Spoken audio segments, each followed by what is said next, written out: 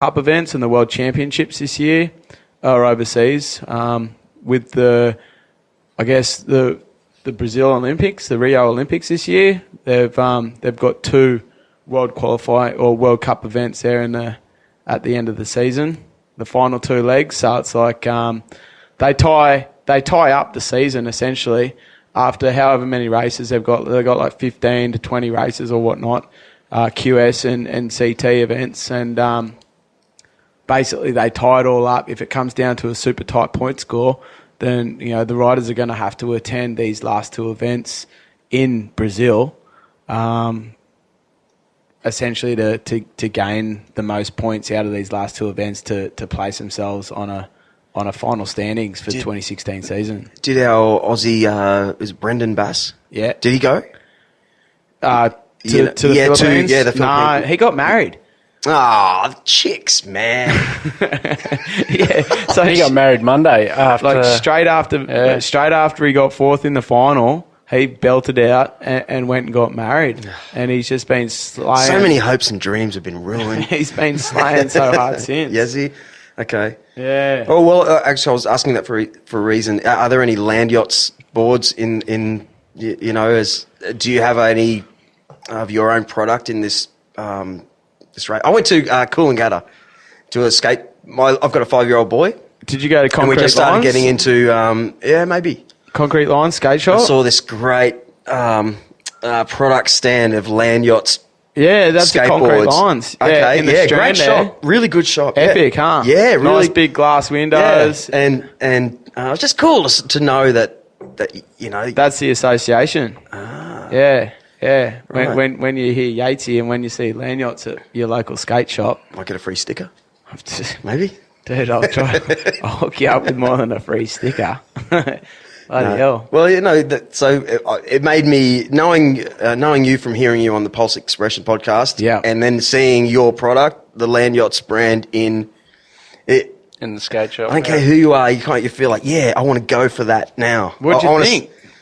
Oh, they're beautiful boards, of course. From an outsider, from a consumer, what'd you think of the quality, the way that it was presented, all that sort of stuff? Well, Jeremy Rodgers opened my eyes to this whole sport anyway. So I looked at it and went, wow, these are these race. Product. This is this gear that's made for, not stopping, down big hills. So I looked at them at a different angle. Yeah.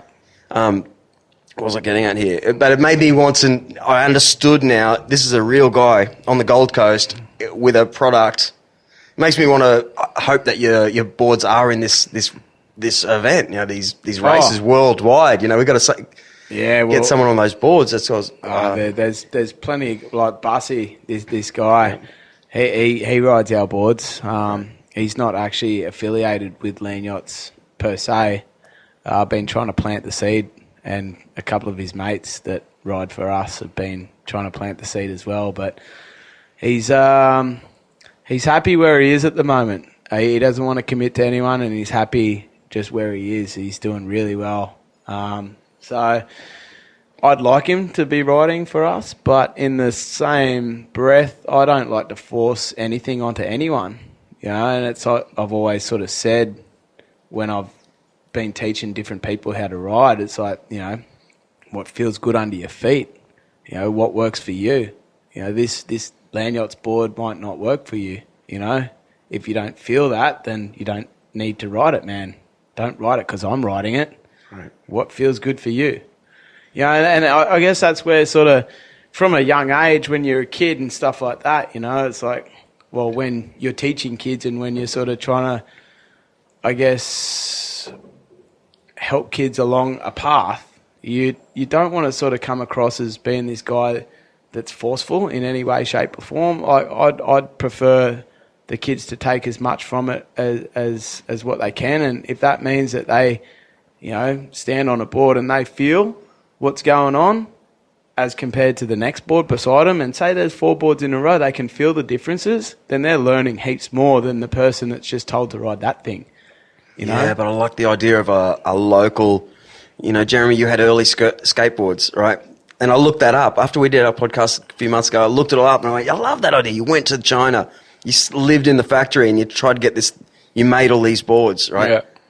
And then and they're still out there somewhere, Yeah, it's funny. But I like the idea of, okay, here's a map of all the events. Yeah, wow. That's going back to it. Yeah, Wow, that that's a only lot just of got events. released. Yeah. Well, put it this way, if we all, Gold Coasters all knew that there was a Gold Coast branded board under one of these Aussies' feet, we'd all go, yeah, this is a real guy. We know we've got to make this happen and more sponsorship. Well, he needs some leathers. Well, oh, mate, there's another one over there. I wonder what he's riding. I know, and Jeremy, you explain it to me. There's not a lot in the actual, I mean, there is. It's like you were saying, Yatesy, just now, like it's the comfort under your feet. You just feel good with this board. It might be made in, Japan or something. This is what you like to ride at 100 Ks down the hill, whatever it is. Oh, yeah, 100 Ks is pretty Good. But I haven't been 100 Ks for a while. No, you're not Brazilian, though. With chainmail. I'm not Jeremy. No, where was I getting at with this rant? I don't know. I think what you're trying to say, or we walked there in less than 3 minutes on my lunch break and see these guys doing exactly this. And yeah, I was just hooked. And that's the thing. I think that the positive promotion, needs to sort of happen again. I mean, it's been forever since, Channel 10 or Channel 9 have done a positive story. Even Channel 7, the last story they did on a skateboarder was quite negative, and that was like 5 years ago.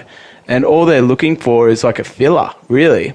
Like, we've had junior world champions since then that live on the Gold Coast, and there's been no real means or no real need to promote this. I mean, this is a professional sport, and people are paying bulk money to travel around the world to compete in it, all these different events, and then to become a junior world champion at the end of this, 2006. I can hear Jeremy breathing into the mic. Could you hear that?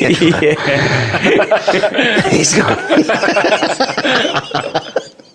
Talking about a junior world champion. It's good. Keep going. Yes.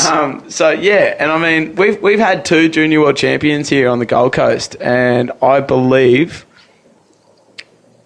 neither of them have been publicised. Like, there hasn't been a story in the paper, there hasn't been a story on the news, and yeah, it's true. It's, like I told you, Jeremy. All I know is about the poor bloke that at Northern New South Wales. One of your mates, no doubt, that died. The filmmaker, I believe. Yeah. We all. That's all we hear. Anton. Negative. Yeah. And I was actually really surprised to see you guys in full leathers, these great helmets. Like, instantly, I went, "That's you." It ticked all the boxes as an outsider, going, "Oh, you're protected." I don't know. I don't know what I was expecting. Mate, just a couple of guys going down the hill like I've seen a few times. It's not what it was 15 years ago. Like, we look back and reflect on old footage and stuff like that of times where we were learning all this stuff that kids are learning these days. And, we were doing it without helmets. We had knee pads, elbow pads, like wrist pads and all that sort of stuff. But we basically skated in shorts, singlets and a hat. Our safety gear, we thought, was quite cool. It was a fluoro vest, so like a high-vis thing. We thought, wow, they can see us. Right. But it's crazy because, like, that simple message that we were trying to portray, we were mobbing down in, like, little rat packs and, like, 5, 6, 7, 8 deep sometimes, just wearing these fluoro vests that had early skateboards branded on the front. Right, yeah, I've seen that on the tail. Yeah, okay, I know you. But it just didn't stop there. Like, people from, the furthest reaches of the planet, Scandinavia, like Brazil, America, Hawaii, Canada, all these guys, all through Europe, all these guys wanted a fluoro green, yellow, or the black one, like whatever it was. They just wanted the early singlet, to be associated with this, like, gang, essentially, of crew that were just out shredding the streets. Okay, they're like us, and they've got everyone wants to be in a tribe. Yeah. Yeah, you want to be, I'm that, I'm in that. One blood. One blood. Yeah, we had a good little posse happening right back around 2000. We didn't know any different, so we were skating at night. We were finding this sport of, hey, if there's a big hill, let's go and ride it. And we do it with a whole bunch of crew. We're thinking we were being safe by having a spotter at the bottom, but I don't think there was mobile phones even. Oh, well, we didn't have them, so we weren't ringing the top saying there's no cars. We were just going, oh, we can't hear anything. If we hear a clap or a no, don't come because there's a car coming, then very we'd seldom. go, oh. Yeah, very seldom did we have a spotter. But that wasn't really. That's just madness. Do you understand? Well, no, I'm not talking your but you think of a few, say, unfit people that watch too much TV. What they would perceive of some dudes going straight line down ridiculous hills they couldn't even walk up. Yeah. And like I say, where's your brake? You don't have any brakes. You just worked out a way to slow down or. Yeah. I still can't even work out. Yeah, but it brings upon those people like this shocking, like, how they get. Oh my God! And everyone knows how hard concrete and bitumen is. So to all the people who don't surf, skate, do all that, they just think, oh think the worst. But obviously you've got so much control. That's the thing. You're not insane. It's funny. Like can do it. Yeah, there's a lot of control. I mean, if you're skating on a skateboard, anything over like 60, 70 Ks an hour, you're in control. Like, you can't... Well, you might not be in control. But to stay on a skateboard and to negotiate your way through through the traffic or down a hill, your way down a road and all the obstacles that might sort of pop up in front of you, whether that be like dogs running across the road or like cars or corners, negotiating corners, stop signs, any of this sort of stuff. If you can ride down a hill and negotiate safely around all these things anywhere above like 40, 50, 60 Ks an hour, then that's control.